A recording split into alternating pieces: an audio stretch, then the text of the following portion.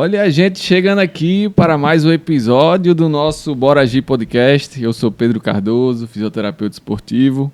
E, como você sabe, eu sempre procuro trazer pessoas que tragam informações de qualidade. E hoje não ia ser diferente. Hoje eu estou aqui, não vou falar o nome dele primeiro, vou falar as referências. Ele é médico psiquiatra, doutor em psiquiatria pela Faculdade de Medicina da USP, psiquiatra do Hospital Universitário Onofre Lopes, preceptor da residência médica em psiquiatria, esse psiquiatria tá, chefe da unidade de atenção psicossocial do Hospital Universitário Onofre Lopes. Hoje estamos com Walter Barbalho. Aê, seja bem-vindo ao Bora Agir. Bom, show. E aí, gostou do convite? Massa! Muito bom, muito bom. Muito bom. Falar é sempre bacana, falar sobre saúde mental, então, melhor ainda. Então, estamos no local certo para falar sobre isso. Porque, vocês que não sabem também, Walter é meu paciente, teve algumas lesões aí no seu tendão. E durante as sessões a gente conversa muito e eu acho massa o que ele fala dos assuntos da psiquiatria. E seria interessante trazer um bate-papo, principalmente depois do que a gente viveu nesses últimos anos aí, a pandemia, né, Walter? Como a psiquiatria tem aumentado tanto o número de clientes, pacientes, por causa da pandemia. O que esse reclusão em casa fez as pessoas ficarem tão alteradas mentalmente? Obrigado pelo convite, Pedro. É muito bom estar aqui para conversar sobre saúde mental, discutir junto sobre exercício, então, que eu acredito muito na terapêutica que o exercício traz, então é bacana demais. Bem, acho que a pandemia foi um negócio diferente para todo mundo, que é uma sociedade, a gente como sociedade nunca viveu isso. Então, esse impacto já foi muito forte, é uma novidade de reclusão, ali 3, 4 meses de reclusão total dentro de casa. E nós somos um bicho social, né? Nós seres humanos somos sociais. E modificar tão drasticamente isso foi impactante para a saúde mental de todos nós. E é interessante ver hoje, com a pandemia se arrefecendo e tal, ver as fases, né? Como eu tô falando, lá no começo, quando a coisa foi acontecendo, que a gente não sabia o que ia acontecer, o que ia virar, por quanto tempo a gente ia ficar daquele jeito. Depois o medo da retomada, como ia ser essa retomada, quantas pessoas iam continuar morrendo todo dia naquele boletim, morreram não sei quantas mil pessoas. E aí você vai conhecendo as pessoas que estavam doentes, aquela coisa do desconhecido, e até o ponto de agora, né? Tipo, e agora, depois? O que a gente perdeu para trás, como vai ser o nosso futuro. Então tudo isso são fatores importantíssimos para causar esse impacto. E também diferentes situações, por exemplo, o impacto de quem perdeu o emprego, o impacto de quem teve que ficar em casa há muito tempo, idoso que não saía, idoso que deixou de ver as crianças crescerem, os netos crescerem, andar e tudo. Fora aqueles também que precisaram ir trabalhar. E como foi para eles ir trabalhar e se deparar com esse risco de ficar contaminado. Então, diferentes populações sofreram diferentes estresses, né? Então, acho que caminha por aí. Exato. E uma coisa que a gente percebe muito foi o aumento dos quadros de depressão, né? Uhum. Pô, esse isolamento, assim, ficar em casa sem ter esse convívio social, facilita o surgimento da depressão? Sim, sim. Muitas pesquisas saíram. Covid, pesquisa com tudo hoje em dia na medicina sobre... pesquisa o que é que acontece com o coração, o que é que acontece com o intestino... E o que acontece com a mente está sendo ainda muito pesquisado. Eu fiz um atendimento, um ambulatório de pós-Covid. Passei mais de um ano atendendo demandas de saúde mental no pós-Covid. Então, a conclusão que as pesquisas chegaram e que eu vi também lá na prática, e com alguns trabalhos que eu também ainda estou fazendo, inclusive, ajudando a fazer, é que existe o dano direto e o dano indireto do vírus. E isso é interessante, porque o vírus não é uma gripezinha por causa disso. Porque existe um tropismo pelas células do sistema nervoso central. ele infecta astrócito, que é uma célula do lado do neurônio, que ajuda demais o neurônio. E isso provoca o dano direto. E esse dano direto parece estar relacionado a sintomas como prejuízo de atenção, concentração, memória, insônia. Então, isso parece ser um dano direto do vírus dentro do sistema nervoso central. Já ansiedade, depressão, esses sintomas parecem vir de maneira indireta, que é o medo, as restrições, né? Então, tudo isso, sim, aumentou por causa disso, sim. E porque a gente vivia todo dia muitas informações, né? Como você falou, morreram centenas de pessoas, não pode sair de casa, os idosos principalmente, pega fácil, acomete o sistema respiratório, e a gente somando isso tudo em casa sem poder sair, sem saber se ia ter uma vacina a tempo, sem saber se a gente ia voltar, qual tempo seria que a gente ia ficar naquilo. Eu acho que as pessoas começaram a ficar preocupadas. Sim. E não saber, o medo de não saber o que ia acontecer, quais seriam os próximos passos. Quais foram os sinais, assim, os sintomas que os pacientes que você percebeu que durante a pandemia desenvolveram algumas doenças mentais, assim? É que quando o paciente começou a se dar conta que as restrições não iam passar rápido, e aí os hábitos precisavam mudar, né? Os hábitos precisavam mudar. E a gente tem, como bicho social que a gente temos sinais indiretos que as coisas estão andando bem. Então, por exemplo, do exercício físico. Puxa, eu tenho que parar de fazer exercício físico. Eu jogo tênis, eu tive que parar de jogar tênis. E aí, qual é o impacto disso na minha cabeça? Como é que ia ficar na minha mente?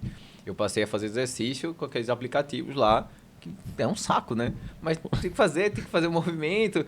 Então, Sim. assim, e eu lembro muito, particularmente, quando liberou para correr por perto, Sim. você podia correr por perto, eu fiquei super feliz. Posso correr na rua. Vamos correr na rua, já é um avanço. Então, assim, os sinais que as pessoas acabam tendo, e aí a gente expande para saúde mental como um todo. Então, a tristeza, o desânimo, quando há um impacto sobre o alimento, né, de você ter fome de mais ou de menos, o sono, ter sono de mais ou sono de menos, prejuízo da concentração, daí vem os pensamentos negativos muito presentes, tipo, eu não acho que eu sou uma pessoa boa, eu não acho que eu tenho capacidade de passar por esse momento de pandemia, quando é que isso vai acabar, eu acho que eu não vou conseguir lidar com essa restrição toda, eu não acho que o meu trabalho vai acabar, eu não vou conseguir me recuperar. Então tudo isso são pensamentos de cunho negativo. Então eu sou uma pessoa muito ruim mesmo, não consegui passar por isso. Então a ideia de menos-valia vai tomando conta. E aí, o que é o mais grave, né, que é o pensamento de morte. As pessoas confundem, né? Acho que a pessoa ter pensamento de morte, não necessariamente você tem que pensar em tirar a sua vida. Mas não, você pode pensar sobre morte, que é do tipo, eu passei a ter sonhos com pessoas morrendo, eu passei a ficar refletindo como as pessoas ficariam caso eu morresse. Então, isso está relacionado dentro do sintoma pensamento de morte. A ideação suicida, aí é outro passo. Sim. É um passo mais grave. Já então, é mais avançado. Já é um quadro que vai ficando mais grave. Mas tudo isso aqui que eu falei são sintomas depressivos, né? É diferente de tristeza. Depressão não é igual a tristeza. Eu posso ficar triste. Quando eu vou lá pra você, eu tô triste. Eu tô lesionado. Eu tô triste. Mas isso não impede o meu funcionamento. Eu vou vivendo e por aí vai. Então, é diferente. Tristeza não é igual a depressão. Depressão é uma síndrome. Você precisa ter vários outros sintomas para dizer que o paciente tem depressão e precisa sustentar. Não é tipo passar uma semana dormindo ruim, comendo mal e triste que você vai ter depressão. Sim. Precisa pelo menos de 15 dias, 2 semanas de sintomas sustentados para você fazer o diagnóstico de depressão. Então não é qualquer coisa, é diferente de tristeza. Sim, né? e a pessoa em casa, alguém que esteja assistindo aí, se ela tá tendo esses pensamentos, você diz tanto para mais quanto para menos? Fome, apetite e sono. Porque tem quadros depressivos que você passa a dormir demais. Tá desmotivado, tá né? desmotivado, o cara fica dentro do quarto. Tem muito paciente assim, que o familiar reclama. Ele passa o dia deitado dentro do quarto, tudo fechado, tudo escuro, dormindo. Então, uma quantidade de horas de sono assim, de 12 horas, 10 horas de sono. Então, é muito sono. E isso também é sintoma. Assim como o apetite, né? Quando você restringe a alimentação, o paciente começa a perder peso. Tudo.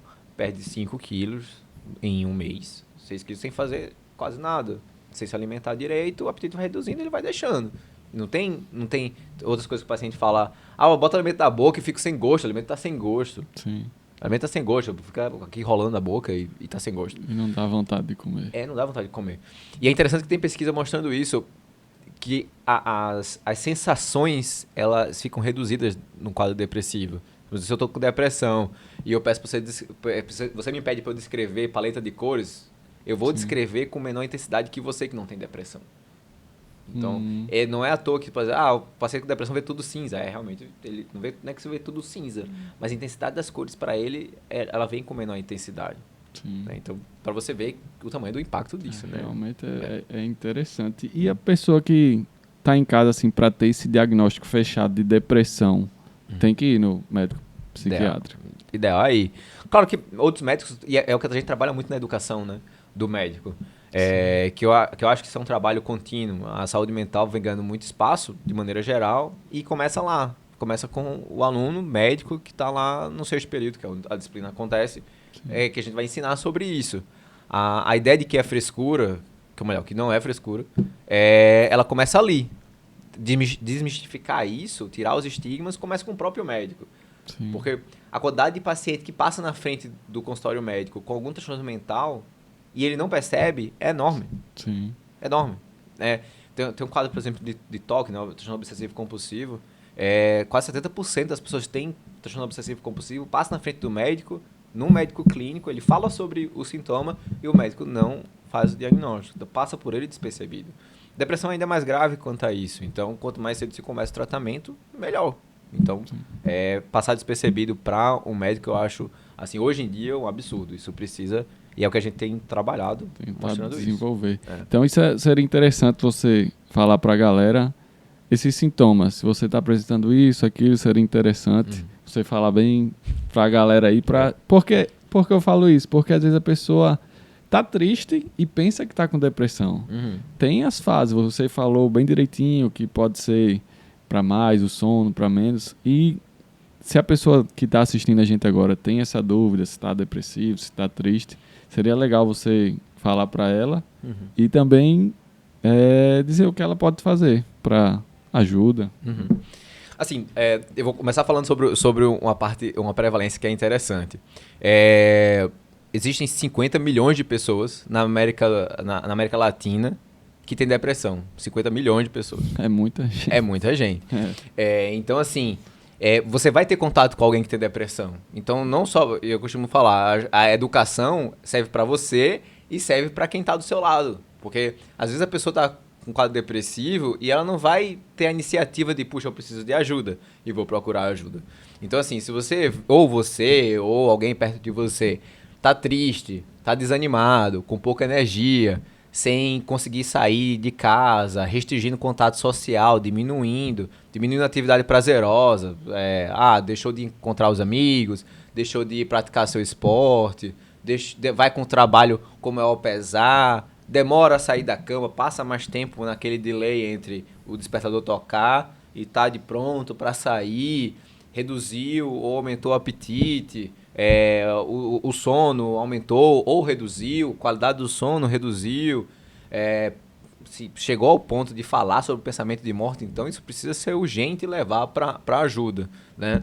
Então, tudo isso são sintomas de pessoas que podem estar com depressão, seja você ou seja alguém perto de você. Então é importante procurar ajuda, seja com o seu médico de confiança, seja com um psiquiatra e também com um psicólogo, né? Que, assim, idealmente, até a primeira porta de tratamento acaba sendo, sim, o psicólogo, né? Que vai ajudar no processo inicial. Então, terapia é importante para todo mundo, estando doente ou não estando doente. Mas ainda mais quando o paciente começa a ter sinais desse jeito, né? Perfeito, porque a cabeça da gente é cheia de pregar peças na gente, sim, né? Então é bom a gente sempre estar como um exercício, né? De vez em quando vai lá, faz uma terapia, conversa, é interessante demais. E eu queria saber, porque hoje em dia as redes sociais influenciam muito nisso, a pessoa vendo a vida perfeita dos outros ali, influencia muito. Por isso que eu acho que acelerou muito o número de pacientes com quadro depressivo. Além de ficar em casa, ficar vendo a vida dos outros ali, que é perfeita, deve ter acelerado. E uma coisa que eu queria saber, se em relação à classe social, se pessoas que têm maior poder aquisitivo ou menor poder aquisitivo Tem algum estudo em relação a isso, que tem depressão ou não? Quando você passa por maior privações de maneira geral, seja de cuidado, seja de fome, isso vai fazer você realmente ter mais risco de ter um quadro depressivo. Transtorno mental, de maneira geral, também. Então, se você tem uma criação adequada que te dá suporte, isso vai te proteger.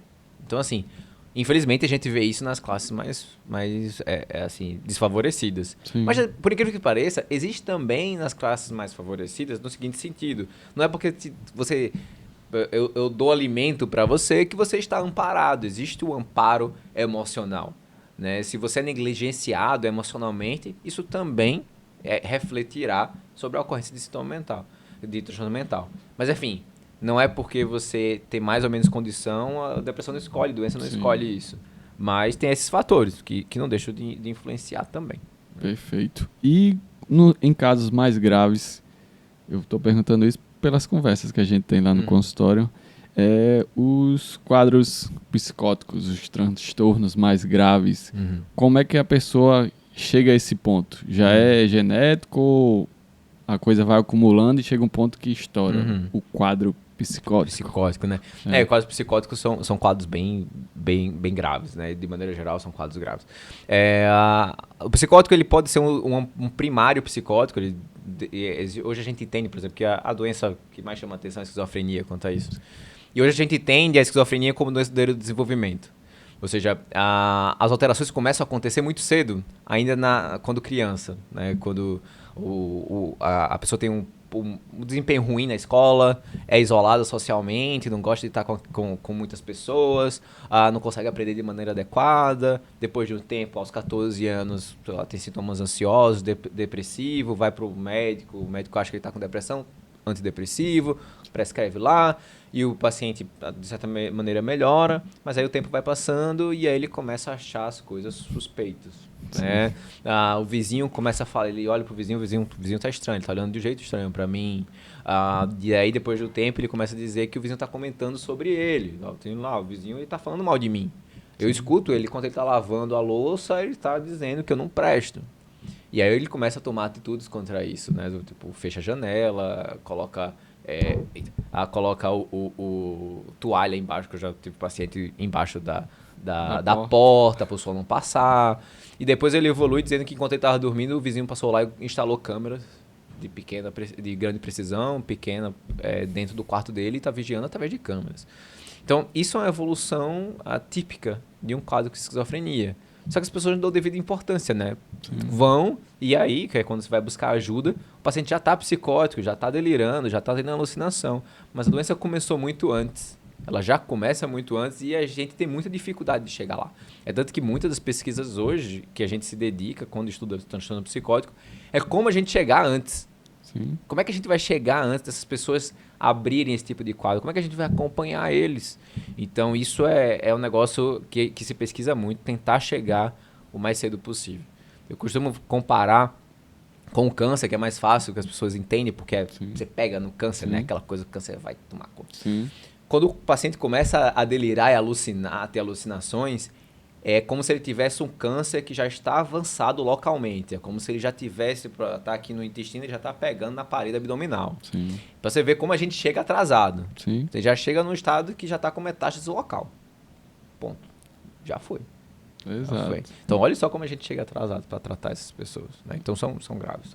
Exato. Por isso, a importância de você estar aqui hoje para a gente falar sobre esses assuntos. Porque você comentando as histórias, é uma coisa que eu escutando, é sério isso ou você tá brincando? Pois é. Porque são, como ele falou, ele imagina o cara lavando a louça lá, falando dele, imagina que o cara foi na casa dele, imagina isso tudo na sua cabeça, você contar para uma pessoa, a pessoa vai rir.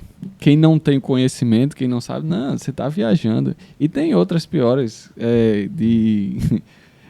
do ET que veio, que todo mundo é ET na sala de aula, porque são coisas assim que quem não está acostumado diz, não, tá tirando onda, isso é brincadeira. Então você vir aqui falar essas informações, que é importante a gente perceber os primeiros sinais, para não deixar essa coisa, quando aparecer, já ser uma coisa difícil de reverter, é muito interessante. E essas pessoas com quadro psicótico mais grave, aí quando já tá assim, já é só remédio? Aí tem que ter remédio. Tem que ter, não tem jeito. Quando o paciente chega a isso, porque, por exemplo, tem uns, por incrível que pareça, porque para o leigo é por incrível que pareça, Sim. quando a gente consegue observar alguns sinais que é uma pessoa de risco para ter psicose, a gente consegue entrar com terapia. Tem linhas que terapia ajuda muito nisso, que até atrasa esse desenvolvimento do quadro psicótico, ou até evita também. Tem baixa dose de antipsicótico, pode ajudar também. Até ômega 3 pode ajudar também. Para atrasar essa virada do paciente sair do estado de risco para chegar ao ponto de estar psicótico. Mas quando ele está psicótico, aí tem que entrar remédio. Né? É tanto que no começo do quadro psicótico mesmo, o paciente ele tá tão assim fora, alterado, tão alterado, que não adianta você fazer nem terapia com ele, né? No momento inicial ali é melhor você fazer terapia com família. Você pega a família para isso, senhor. Você é pai dessa pessoa, então o que a gente faz? Ela está lá no hospital universitário. Eu comecei um ambulatório de primeiro episódio psicótico. A pessoa surta pela primeira vez, então a gente tem um serviço montado para isso. Então, vamos lá, vamos tratar, a gente passa um tempão com o paciente, são consultas que demoram mais tempo. E, ao mesmo tempo que o familiar, ele passa num grupo de familiar. Para que ele receba a educação sobre isso. Porque você imagina, todos nós temos expectativas. Você tem um filho, você tem filha. E você imagina, poxa, a minha filha, eu estou aqui dando o estudo para ela vai dar condições para ela se desenvolver, ela vai brincar agora, ela vai estudar, depois ela, se quiser, vai entrar na universidade, depois ela vai, se quiser, se casar ou não se casar, ela vai se... Mas chega uma hora que quebra isso e você pensa, será que ela vai ser capaz disso de novo? E agora, o que é que vai acontecer? Será que os amigos dela vão ficar por perto? Ou vão ficar tirando brincadeira com ela e fazer bullying com ela? Será que ela vai ter condições de continuar estudando? E se ela vai conseguir acabar? E se ela vai estudar? Vai trabalhar? Então, assim, é uma quebra muito grande de expectativa pro familiar também, sabe? Então, por isso que o trabalho com o familiar aí é tão importante, né? Mas, assim, precisa de remédio. Sim, precisa de remédio. De não tem acompanhamento, jeito. tudo. De acompanhamento próximo. Não tem E jeito. a gente já passou pela depressão, já falou sobre depressão, sobre os quadros. Falou que aí nos quadros mais graves tem que entrar com remédio. E o esporte, a atividade física, como é que ajuda essa galera, facilita o tratamento? Como entra essa parte tão importante que é o esporte? Demais. O esporte, ele... Eu podia dizer que anteriormente ele era subvalorizado. Mas eu acho que hoje é um negócio que a gente fala tanto sobre isso no acompanhamento, que eu, pelo menos a meu ver, de quem eu trato ou dos estudantes que passam comigo, falo tanto sobre isso que não, ele não é subvalorizado, não pode ser. Se você pensar que até biologicamente o exercício consegue funcionar, porque a depressão ela está associada principalmente à amígdala, hipocampo, hipotálamo e córtex pré-frontal. Eles estão interligados de maneira muito próxima. E é comprovado que quadros depressivos, principalmente os graves, essas regiões elas ficam com conexões ruins e, de certa maneira, até atrofiam, tem uma leve redução de volume cerebral.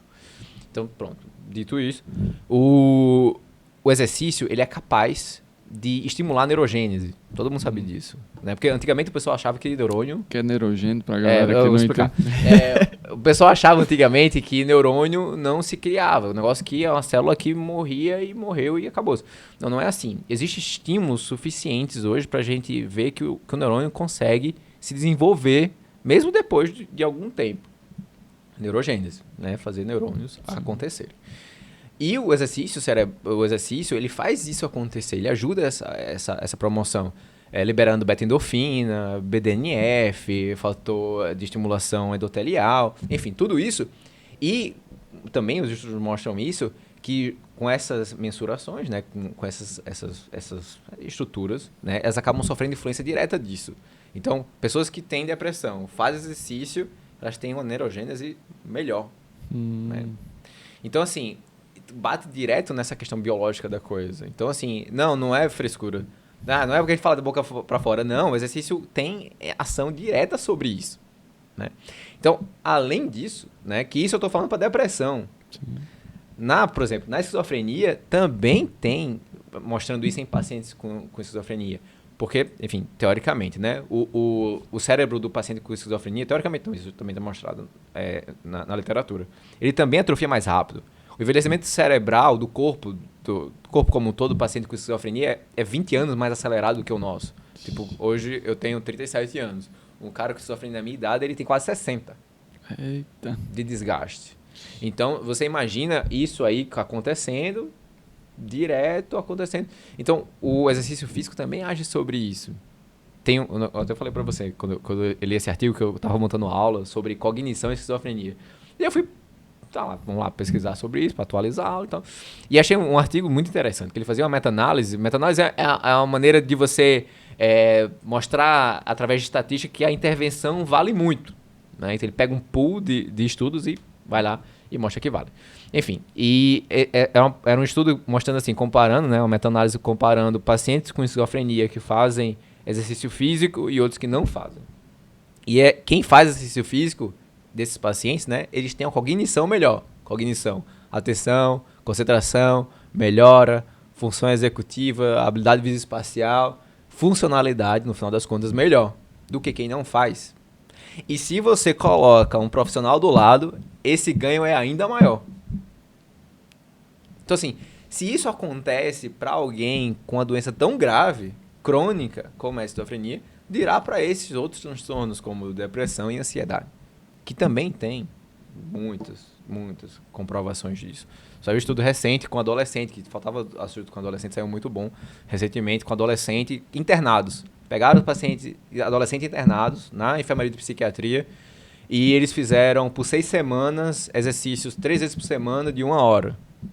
Esses que fizeram, e aí tem um grupo controle também, que isso é bacana do estudo, você ter alguém com controle. Ciência se faz assim, comparando ao mesmo tempo com controle, não é sozinho. Não é porque eu vi uma vez que deu certo. Então precisa comparar com placebo, é a melhor intervenção.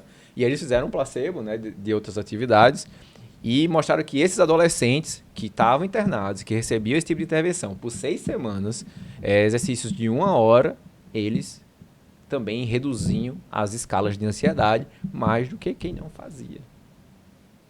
Então, assim, é para adolescente, é para adulto, é para idoso, inclusive também.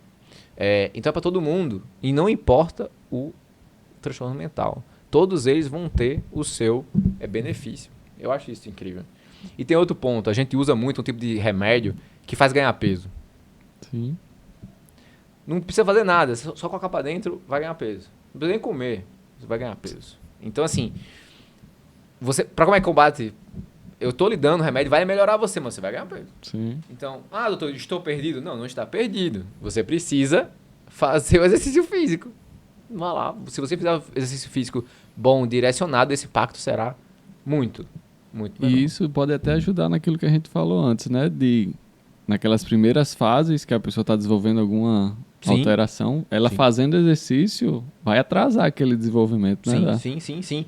Porque assim, você estimular um hábito de vida saudável impacta você como um todo. Então, assim, sim, vai ajudar. Atividade prazerosa e quando o exercício está associado a isso, show. Porque tem gente que fala assim, né? Tipo, eu vou fazer exercício, mas eu odeio fazer exercício físico. Pessoal, não é que você odeia, você não encontrou o seu. É verdade. Você não encontrou o seu. Né? Vou dar um exemplo, tô pensando na minha esposa. Minha esposa, ela não gosta de exercício físico. Vai amarrada, mas ela faz. Daí ela começou a fazer hipismo. Achou maravilhoso. Ela já gostava de cavalo antes e tudo mais. Eu falei, tá vendo? É porque você não tinha encontrado algum ainda. Você achou lá o hipismo do cavalo, acha maravilhoso, tá lá feliz, sai morta, né? Então, assim, com prazer. Então, puxa, encontrar o seu. Então, a diversidade é muito grande. Perfeito. Né? Não, isso foi excelente para quem está assistindo a gente em casa agora, no celular, deitado na cama, no trabalho, no carro, que não é só para postar na rede social, mostrar um corpinho bonito, paguei o treino hoje. É muito mais que isso. Tem a parte física, o que a gente está vendo, mas eu acho que isso é muito mais importante que a parte mental. Então, você está fazendo um exercício que vai melhorar seu condicionamento físico, massa, e protegendo sua parte mental, eu acho que isso teria que ser muito mais divulgado do que só a parte física. Sim. Porque, como a gente está vendo aí, a população cada vez ficando mais velha, vai alcançando 100 anos, hoje em dia quase todo mundo chega. Então, você chegar, ter uma vida de atividade física regular, fazendo o esporte que você gosta, não é o qualquer um. Você se identificando com o esporte, você fazendo isso, garanto que sua vida, até o final, até os seus 100 anos, se Deus quiser, você vai chegar bem, não é isso? Pois é, pois é. E é um negócio que tem se crescido muito e eu acho que as pessoas acabam se enrolando com isso, sabe? Do tipo, hoje tem uma via que começou com a psicologia positiva. Hoje já se expandiu isso, já se fala também em psiquiatria positiva, por exemplo. Em que você trabalha sobre quando dá certo. Porque houve um tempo, que não faz muito tempo atrás, a psicologia, o cara teve esse clique, eu acho maravilhoso a história desse clique, que ele diz assim, o cara assumiu a Associação de Psicologia Americana e ele disse, eu percebo que a gente estuda muito as doenças. Tipo, quando a coisa tá errada, Sim. quando tá dando errado, e a gente se pergunta, por que a pessoa tem depressão? Por que a pessoa tem ansiedade? Por que a pessoa está psicótica? E vamos estudar lá os fatores que fazem a pessoa ter ou não ter depressão. E aí ele... Não, peraí. Eu acho que a gente deve mudar. Vamos estudar por que aquelas pessoas conseguem não ter. Ou então, por que elas conseguem ser felizes? Por que essas pessoas são mais felizes do que outras? Por que elas conseguem ter mais bem-estar, sensação de bem-estar do que outras? Então, isso é o que antigamente isso se chamou de psicologia positiva. É algo bem atual. E tem se estudado cada vez mais. Por que eu estou falando isso? Porque quando você pensa no seu bem-estar, e bem-estar está muito associado a prazer, obviamente, e a saúde, né? De você encontrar o que você gosta. O hobby, tipo, adoro fotografar, tem uma câmera ali maravilhosa, eu gosto mais. De encontrar tempo para isso, isso é muito bom para você. E uma dessas casinhas é o esporte. É a atividade física, né? Não adianta você... como se tem estudo mostrando, se você fizer lá 70%, 90% do batimento cardíaco vai ser melhor para você. Beleza. Igual um ratinho dentro da roldana lá do hamster. Sim. Mas se você tiver prazer fazendo, o seu ganho será muito, muito, muito maior. Então, não é pensar no bem-estar de maneira global. Ter boas relações, estimular a agregação, ter o seu social, dormir bem... E fazer seu exercício. Então faz parte disso. Então esportes coletivos ainda tem uma potencializado. Então, também. Se você tem aquele grupo ali, tem a sua galera, além do exercício, você vai estar motivado para ir para ver o pessoal, né? Para quem tem essa necessidade de conversar, quem é bem... Ter a galera ali, o grupo, vai otimizar esse aumentar ganho. O repertório, né? Aumentar o repertório. Tipo, eu tô lá no meu consultório, lá no hospital. Poxa, a gente fala muito tecnicamente sobre as coisas. Sobe remédio, desce remédio, troca remédio. Manda pra terapia, estimula exercício físico. Mas quando você encontra a sua galera pra você falar, sei lá, como eu vou falar de tênis, eu vou falar da música que eu gosto e tudo mais, isso você aumenta repertório. Você não fica falando de uma coisa só. Sim. É importante você ter repertórios diferentes. Se você não aprendeu em esporte, se propõe a aprender. Se você nunca teve contato com música... Faça música. Sim. Então, aprenda sobre música, tente um instrumento. Eu sou muito velho, nunca vou aprender nada. Que é isso? Não. Grupo de corrida tá aí para isso. Quanto a gente vê por aí grupos de corrida, eu acho um negócio bacana demais isso. Sim. De agregação, tá junto, falar sobre outra coisa, que não seja falar sobre a mesma coisa que você fala todo dia sobre o seu trabalho. Né? Exato. Mudar um pouquinho o bate-papo. Em relação a essa parte, tem o exercício, tem hidratação, parte de vitaminas. Tem alguma coisa assim interessante que você possa trazer para a galera em relação a vitaminas, para deixar o corpo mais protegido? Assim, especificamente na psiquiatria, existem alguns momentos que a gente faz reposição de vitamina, mas para tratar questões mais graves, por exemplo. Existem algumas depressões que a gente tem que fazer um teste que existe para ver se você tem uma substância para produzir serotonina. Se você não tem a enzima, então você vai ter menos, então você precisa repor isso. Mas isso ainda é muito questionado, o quanto isso realmente acaba sendo eficaz. Outras momentos que a gente usa vitamina, por exemplo, é a tiamina, que é um tipo de vitamina, quando o paciente tem um quadro de dependência de álcool muito grave. Então, que ele começa a ter alteração neurológica, ele tem que repor isso, enfim. Mas tirando essas situações, eu não vejo hoje um negócio claro de você fazer um composto vitamínico que vai fazer você pensar melhor. Acho que não. Você conseguir fazer uma alimentação balanceada, já tá show. Glicose demais, um diabético descompensado, ele vai ter comprometimento mental. Se chega um paciente para mim lá com a glicose normal é até 100, 120, um paciente diabético 120, ele chega para mim com a glicose, eu vejo lá a glicose dele, tá 220 e ele tá dizendo que tá triste, desanimado, sem energia. Olha, meu senhor, primeiro você tem que corrigir o seu nível de glicemia. Não é depressão, isso não é depressão. Então, assim, glicose demais atrapalha, glicose menos também. Então, é uma alimentação balanceada, que, enfim, a gente sabe, azeite, óleo, peixe, enfim, vegetal, isso já é bem suficiente. Já ajuda bastante. Sim. E quais outras informações aí que você tem? Você é da pesquisa, vários artigos, palestras aí.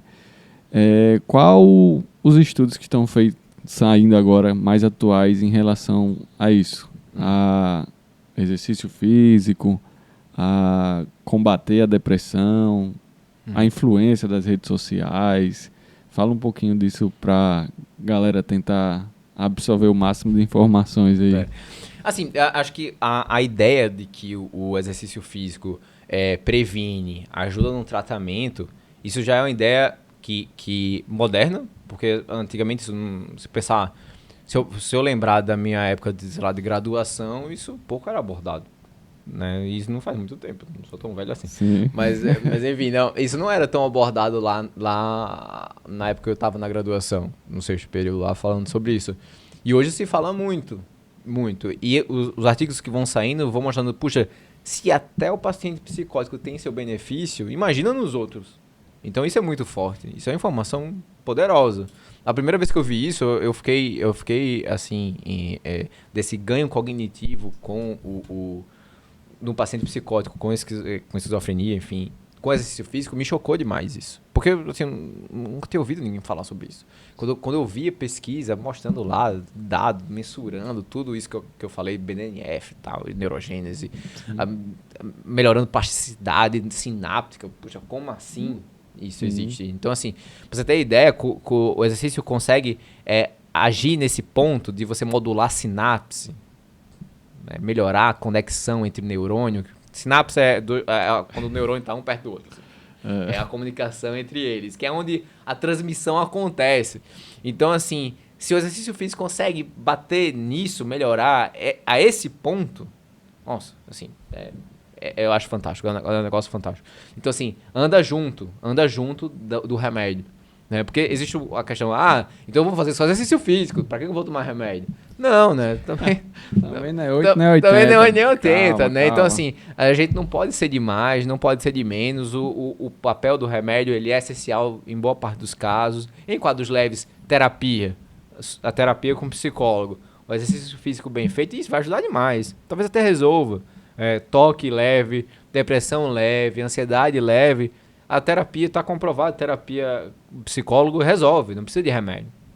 Mas existe um ponto aí que a chave vira. E se a gente cruzar o braço e ficar só esperando, vai piorar. Não tem jeito, vai piorar. Então, assim, é importante estar aí, né? Pensando sobre isso. Então, acho que essa é uma informação importante. Previne, ajuda a prevenir, ajuda a tratar e ajuda depois, quando o paciente melhora. Porque também não adianta o paciente chegar assim, eu melhorei da depressão, agora eu estou muito bem, vou continuar tomando meu remédio, minha vida vai continuar. Não, é importante que você tenha a completa recuperação e melhorar a sua vida. Né? Existe não é nem filósofo, é um médico, neurologista de algum tempo atrás, Viktor Frankl, que ele fala, quando você encontra sentido no sofrimento, você consegue passar por ele melhor. Né? Então, se encontrar o sentido no seu sofrimento, né, e o sofrimento passar, você precisa continuar. É preciso continuar. Né? Continuar evoluindo, passar. Né? Então, assim, modificar. Poxa, quantas histórias a gente não escuta por aí do cara que teve câncer e depois do câncer, durante o câncer, começou o exercício físico e foi para a Olimpíada. Sim, sim. Né? Coisa assim. Então, você pode fazer isso na sua vida. Você não precisa ser aquele cara extraordinário que vai para a Olimpíada depois de um câncer. Não, depois que você sofreu com ansiedade, você conseguiu se recuperar. E o que é que você pode fazer melhor? O que é que você pode ser melhor? Então, passa por isso. O exercício passa por isso. É para você. Sim. Você não faz exercício pelo outro. Exato. Não faz exercício pelo outro. Vai para você. É para mim. Uhum. É um momento para mim. E parte dessa questão da psicologia e da psiquiatria positiva é isso. O que é que você pode fazer para você? Porque o quanto as pessoas não fazem, né? Eu vivo pro outro. Sim. Eu vivo pro outro. Eu vivo para os meus filhos e tudo. Mas você precisa viver para você. Porque você só tem uma vida. Né? Então você tem que viver para ir bem. Você precisa viver, e pode viver bem. Né? Então viver bem é fazer coisa boa para você. Tipo, de se cuidar, de você fazer terapia para você, de você parar e fazer exercício para você, de você aprender uma coisa nova, é para você. De você parar um pouquinho e fazer yoga, como até yoga hoje em dia tem também, mostrando que faz efeito positivo, inclusive sobre cognição. Então, assim, você parar e tratar, vamos lá, vou fazer fisioterapia. Poxa, quantas vezes a pessoa tem uma lesão e diz, seu tempo vai passar aqui. Vai passar. Então, tipo, fazer fisioterapia também tem disso, né, Pedro? De você se cuidar, de você cuidar. Vou lá cuidar de mim, eu preciso cuidar de mim. É fazer por você. Então, parte disso, desse ganho que a gente tá vendo aí, dentro dessa questão positiva, é fazer por você. Não precisa fazer por você. Perfeito. E isso bate de frente com uma coisa que sempre vem à tona, é a rede social. É rede social. Que o povo vive para os outros. Vive pros outros. É mais importante. Tem eu não lembro onde é que eu vi, que o pessoal perde o momento ali para gravar. Fica olhando aqui pro celular e não vê o momento acontecendo ali na frente dele. Então, para que gravar? Você vai gravar. Não está sendo para você a princípio. Sim. Então, você ter o seu momento, viver a sua vida ali, pensando em você, às vezes, de vez em quando, lógico, cuidando de você, vai ajudar muito. E uma coisa que, quando você estava falando em relação ao exercício, que melhora, eu lembrei de um filme. Não sei se você já viu, 100 metros. Não vi. Tem que ver. Não vi. O cara é diagnosticado com ela, aí ele começa a fazer o tratamento e começa a fazer triatlo. É fantástico. É massa esse filme. Quem não assistiu, 100 metros. Vou ver. Aí ele faz uma prova de triatlo. Consegue. Nossa. E é interessante que durante o filme, ele tá lá na clínica, né, tomando os medicamentos, e tem um grupo. Aí todo dia ele tem que ir lá, aí de vez em quando não vai um. Cadê fulaninho? Faleceu. Cadê o outro? É assim, né? Ela é muito triste. E é interessante por causa disso. Aí ele faz, e isso é baseado em fatos reais, foi o cara. E aí ele participou de vários outros Ironmans, e depois veio a óbito. Mas a batalha dele ali foi... Assista aí. Interessante. Vou marcado. 100 metros. É um espanhol, filme espanhol. E outra coisa também que enquanto você estava falando eu lembrei aqui, em relação à faixa etária. Tem crianças que estão hoje em dia desenvolvendo depressão ou algum transtorno? Crianças que eu digo antes dos 10. É difícil antes dos 10, mas existe. Quadros graves podem acontecer. Não é comum, mas existe. As pessoas acabam criticando muito o psiquiatra porque a gente faz esse tipo de diagnóstico. Né? Vocês estão diagnosticando demais depressão, ansiedade em criança, ou TDAH, por exemplo, em criança. Mas a grande diferença é que a gente conhece mais. E ainda bem que a gente conhece mais. Sim. Né? Tipo, eu não via, porque eu não conhecia. Não vai ver. Exato. Não vai ver. Então, assim, claro que essas crianças que têm depressão não necessariamente vai chegar, depressão, fluoxetina pra ela e um abraço. Não é assim. Até a primeira abordagem precisa ser de terapia mesmo, né? E entender o fator ambiental. Mas sim, os adolescentes, a gente tem feito diagnósticos e alguns deles são assustadores, assim, de casos. Eu acabei abrindo um ambulatório de adolescente no hospital universitário porque eu vi pacientes que eu acompanhava e tipo, uma paciente minha com 13 anos que cometeu suicídio, que pra mim foi um negócio assim assustador. 13 anos? 13 anos. E a história dela era horrível. E eu via ela em plantão e tal. E isso me chamou muita atenção. Eu falei, isso não pode continuar desse jeito. O estado não tem um ambulatório de adolescente. Então vamos lá, vou fazer pouquinho, mas vou fazer. E assim, eu sei do benefício que eles têm quando são bem tratados sobre isso. Então, porque é uma população dos adolescentes, crianças também, cada vez mais cedo, que eles são, assim, sofrem entre aspas, eles acham que não estão sofrendo, mas é uma influência ambiental muito grande e que faz parte daquela coisa do experimentar, de que nicho eu sou. Né? É esperado que ele, primeiro ele fique lá com os caras que são mais esportistas, depois passa pro cara que estuda mais e tal. Ele está experimentando, faz parte do desenvolvimento humano isso. Mas o porém é que há muito uma influência, o celular é disso, né? A rede social é isso. Ela chega com uma brutalidade muito grande. Então as pessoas às vezes me perguntam, com que idade eu dou o celular para o meu filho? Essa pergunta... Boa pergunta. Pergunta difícil. Pergunta complicada demais. E eu costumo dizer assim, a minha resposta é, quando você achar que ele consegue lidar com o que há de negativo. Ixi, então não dá nunca. Você sabe que se ele receber um perfil fake dizendo que sua filha tá feia, Sim. Como é que você acha que ela vai reagir? Eu acho que ela vai conseguir lidar bem. Ela acho que hoje ela tem maturidade suficiente pra chegar pra mim, conversar com isso comigo, e aí a vida vai seguir. Não, eu não acho. Eu acho que ela vai ficar muito abalada com isso no momento. Como é que você acha que ela vai lidar quando lá aparecer no Reels dela alguém falando sobre o quanto é bom usar LSD, estimulante para emagrecer? Como é que você acha que ela vai reagir? Sim. Como é que você acha que ela vai reagir quando aparecer um cara com uma foto bonita e dizer que ela é linda e querer começar a conversar sobre isso? Sim. Né? Então, assim, esse é o ponto. O quanto ela sabe, com a pessoa, né, o adolescente sabe lidar com isso. Porque nas meninas isso é mais impactante ainda. Essa pesquisa recente no Congresso Brasileiro, houve uma discussão sobre isso bem, bem legal. Que a mídia social, o impacto da mídia social em meninas, adolescentes, é muito maior do que nos outros. E está associado a transtorno mental. Então, meninas passam mais tempo na mídia social e isso está mais associado a desenvolver transtorno mental. A comparação é gigante. Aquela coisa da roupa, da forma. Então, passa-se muito tempo ali. Né? Então, isso é muito danoso. Então, é uma mensagem bem importante, eu acho isso, da questão da mídia social hoje em dia. Como também tem estudos com videogame, porque o videogame já foi muito demonizado, né? Sim. Se a pessoa é violenta, a pessoa vai jogar... Enfim. Uhum. Mas com mídia social, isso já está mais claro. Né? Com relação ao jogo, aquelas caixinhas que você vai ganhando, pay to win, né? Que você vai jogando e tem que jogar mais para ganhar mais. Sim. Isso realmente também não é nada bom. Brevemente deve sair muita pesquisa sobre isso, porque, enfim, é um negócio para se pensar. Né? Mas, enfim, rede social é um negócio que precisa ter muito cuidado. Não é à toa que é 18 anos no Instagram. Exato. Tem que conversar muito, falar. Eu tenho uma filha de 8 anos e sempre pede. Já pede. Quero celular. Meu amiguinho na escola tem. Quando é que eu vou ter? Calma, não é assim não. Não é assim. Vamos ver. E é justamente isso, conversar, porque a gente sabe, a gente vê o que tem ali, tanto pro bem quanto pro mal. De vez em quando aparece aquelas de joguinho pra pessoa se cortar. Também teve esse negócio também. Teve esse negócio também. Da baleia. Da baleia azul, da baleia baleia azul. Então, eu acho que é muita conversa. Você conhecer o seu filho, conversar com ele, mostrar que tem isso, que tem aquilo, que tem um momento para ele adquirir o celular, que não é só brincar ali. Tem coisa que pode machucar ele. Sim. E é exemplo também, Pedro.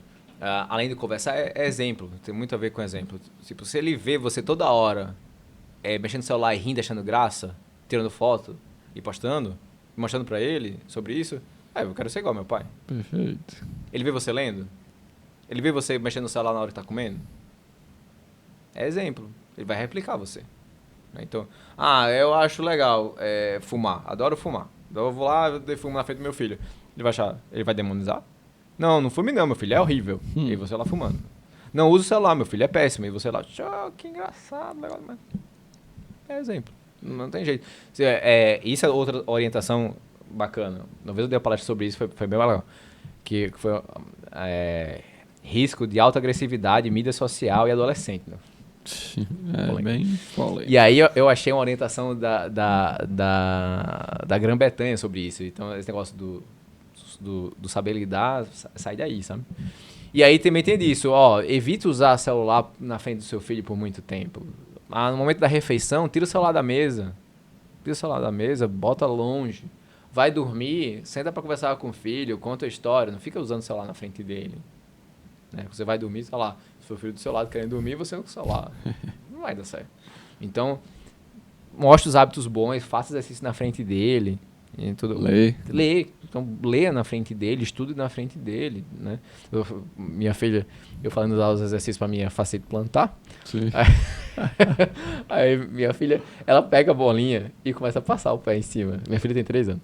Sim. E ela fica lá me imitando, passando. Vou fazer com você, papai. Ela fala, o exemplo é o que ela tá vendo, né? É exemplo. Se a pessoa que ela mais confia, ama, tá fazendo aquilo, ela vai querer fazer igual. Pois é. Tanto pro mal quanto pro bem. Então a gente tem que estar se policiando para isso. Sim.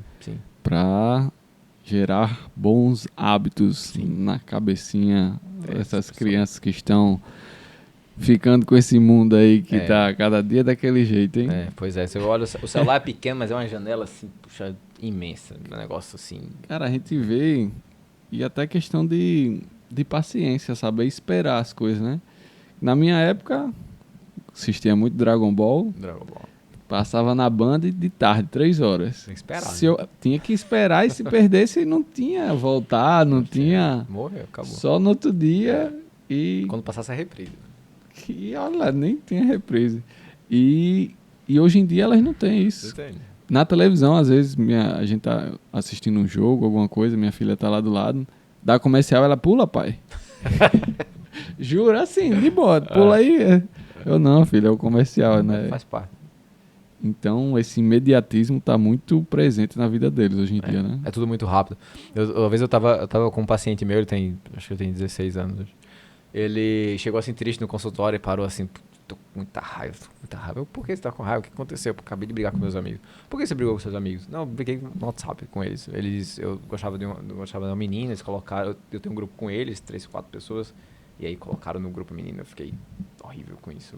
Eu briguei com eles e tal, e não foi bom, e eu fui tomar banho, quando eu voltei do banho me arrependi, pô, não precisava disso, eu saí do grupo, tava super resolvido, tudo bem. Mas aí eu pensei, pra você ver, né?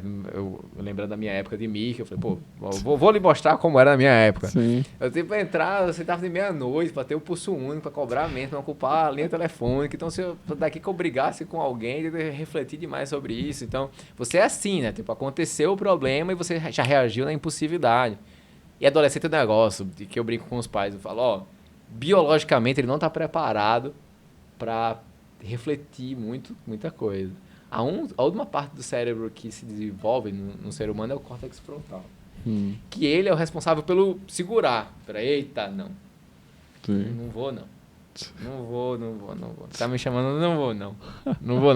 Não vou entrar daquele jeito, não vou dar aquela entrada, aquele carrinho. Tipo, não é à toa que o jogador mais novo, ele é impossível demais, recebe a amarela do nada. Sim. Pô, às vezes 14 anos, 15 anos, o cérebro, a parte que é responsável por isso, ele tá se desenvolvendo. Então, muita calma nessa hora.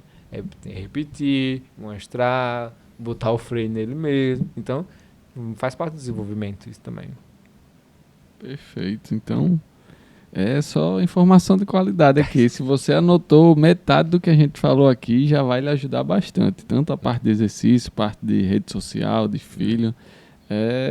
Conteúdo rico aí para você voltar ao vídeo. E se não deixou o like ainda, né? Sim, tem que deixar o like aí, se inscrever no canal, que ainda não está inscrito. Porque a gente já está chegando aqui na reta final do nosso episódio. E onde a galera pode... Quem está precisando aí, acha que tem algum amigo que está apresentando algum distúrbio ou quer saber mais sobre o assunto, onde a galera pode te encontrar? Walter. Antes de falar disso, eu falei para você que eu ia falar sobre isso também. Tudo demais é muito. Também tem que estar atento à figurexia também, de fazer exercício demais. Sim. Porque o exercício demais, ele também pode ser um transtorno mental, que é a vigorexia, de você fazer muito e se perder com isso, deixar o social, deixar de trabalhar, deixar de encontrar com as pessoas porque precisa fazer treino de manhã, tarde e noite, e precisa malhar de manhã, tarde e noite, e, enfim. Então isso causa muito desgaste mental também. E existe uma relação de dependência com o exercício físico também, e isso não pode ser passar batido. Então, exercício demais causa isso, exercício demais também quando a pessoa tem um transtorno alimentar purgativo, que é aquela coisa que você precisa perder peso, e ao mesmo tempo que faz compulsão alimentar, que é comer demais. E aí vai lá, algumas pessoas induzem vômito, outras pessoas tomam diurético e outras pessoas fazem exercício demais. Sim. Para perder peso, né? Enfim. Então, atento aos que é demais. Porque a gente falou muito que são de menos, né? Sim, Tem que fazer exercício, sim. é muito bom fazer exercício, mas fazer demais Sim. também tem seus problemas, né? Enfim. Mas enfim, as pessoas me encontram, tem um site, walterbarbalho.com, tá lá, tá? É facinho, encontra no Google também. Eu não tenho Instagram, tenho essas Sim. coisas, mas enfim. É isso. Tá fugindo. Meu e-mail isso, também. isso é a mensagem subliminar, não tem Instagram. Não tenho. Profissional, não tenho, Sim. não gosto. É muita demanda, não dá pra mim. Sim. Mas também meu e-mail é soaresbarbalhowalter@gmail.com. Se quiser, pode mandar e-mail também. Perfeito. Então, tá aí. Você falou da Vigorexia. vigorexia. Porque tem muita gente que vai ali no resultado não olha mais nada, é só exercício, vida social, família, e isso vai minando também como você falou, vai prejudicando o famoso tudo demais. Tudo demais é muito. Tudo demais é muito. Né? E é isso, e aí, gostou? Muito. Legal demais. A gente vai conversando aqui, ó, já passou 1 hora. Nem citei, E a gente vai conversando. Eu nem falei do Vasco. Eita, o Vascão da massa, trem-bala da colina aí. Pô, show, galera. Show. É isso aí, espero que vocês tenham gostado aí do nosso episódio aqui com o Walter Barbalho. Trouxe várias informações importantes, tanto da parte que a gente fala bastante aqui de exercício, quanto desses outros problemas que a gente enfrenta hoje em dia, rede social, convívio, para falar da nossa saúde mental. A gente tem que cuidar do físico, mas não pode esquecer do mental, porque um físico sem um mental Tudo junto. não dá certo, tudo junto. Então, fechamos aqui. Valeu, Walter, mais uma vez. Prazer ter você aqui. Valeu, galera. Deixa seu like aí e até o próximo episódio. Valeu. Massa.